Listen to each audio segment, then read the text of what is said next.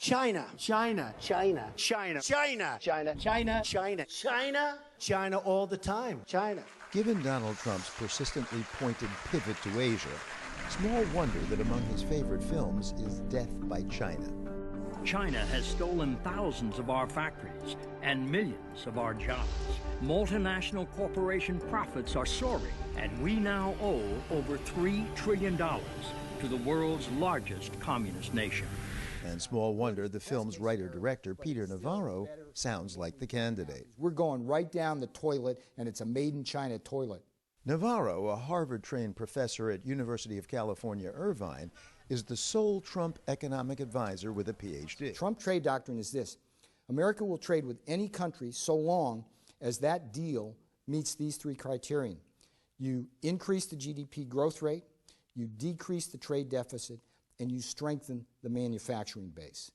But isn't technology responsible for the elimination of American factory jobs? Certainly technology has played a part, but the dramatic change from 5.5 decades of 3.5% rate of growth prior to China entering our markets with illegally subsidized goods and the 1.8% afterwards suggests strongly that China has played an enormous role in the decline and downfall of the American economy. And I can show you on a blackboard exactly why. Now, your typical economist would hardly agree. But hey, says Navarro, your typical economist still believes in the old so-called Keynesian approach to reviving the economy. All right, Paul, the growth of any nation is simply four things. It's the growth. More consumption, C, by consumers, and more G, government spending. He and Trump, however, will supposedly flip the script, stimulating more I, investment, by business via tax cuts for the wealthy and corporations, while boosting net exports through new trade deals. That's exports minus imports. That's right. And of course, if that's a negative number, that is, right, you have more imports than exports. This is the big kahuna. This is what Donald Trump understands. This is the trade deficit. We run a trade deficit of close to $800 billion a year.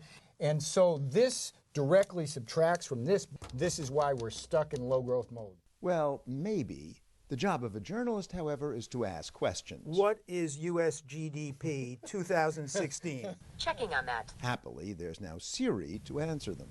It looks like the answer is about 18.2 trillion U.S. dollars per year. Thank you, Siri. In that case, GDP is something like $18 trillion, right? And you're saying that the trade deficit is, well, it's less than $1 trillion, right? So this can't be a major factor in total GDP, the size of the economy. Yes, but when we run these big trade deficits and send our jobs offshore, we hold our wages down and our income down. That feeds right back into the biggest part of this whole equation, consumption. This drags GDP down as well. Or so this story goes. When you hear the criticism about Donald Trump's own goods and being made in other countries, what's your reaction to that? Do me a favor. Play Dan Slane's clip in my Death by China movie. It's priceless. Slane was a plywood manufacturer in Bowling Green, Kentucky, whose competitors moved to China. And I opened up 3 factories in China and delivered to the customer in the United States 50% cheaper than I could make it in Bowling Green. He winds up selling product back here into the U.S. at cost. How did he make his money? Every month, the Chinese government would send me a check for 17% of my exports, and that was my net margin and my profit. So is Donald Trump getting checks from the Chinese government? That's how the game works. But he could use American companies. There are lots of people who actually say made in USA and use that as a marketing tool. The point here is he can't. The competitive forces that force a Dan Slane to take his furniture company to China, they're real, okay? And if you try to take the high ground and produce here in America when China's dumping product in or manipulating their currency, you go out of business.